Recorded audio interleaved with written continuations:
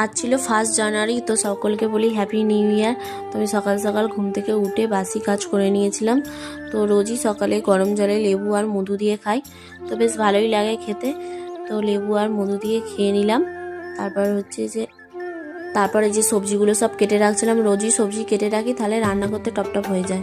তো সবজিগুলো কুটে নিলাম, টমেটো, ধনেপাতা। তারপর দেখি বাবান ঘুম থেকে উঠে পড়েছে, উঠে পড়েছে। তোকে বলছিলাম বলো হ্যাপি নিউ ইয়ার, তো শীতকালে না একদম উঠতে চায় না, তো ঘুম থেকে উঠে পড়েছিল। দিয়ে ওকে সোয়েটার পরিয়ে খাইয়ে দিয়েছিলাম। খাওয়ানোর পর ও পাপার সাথে খেলা করছিল একটুখানি।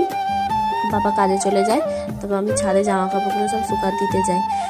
শীতকালে তো একটু রোদ বেরোতে দেরি করে, এবার আজকে রোদও বেরোয়নি, ঠান্ডা ঠান্ডা ছিল, তাই একটু দেরি করেই জামা কাপড় কেচেছিলাম।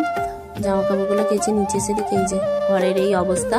তো আমাদের বাসি বিছানা তুলতে একটু দেরি হয়, কেননা বাবা অনেকটা রাতে ঘুমায়, আর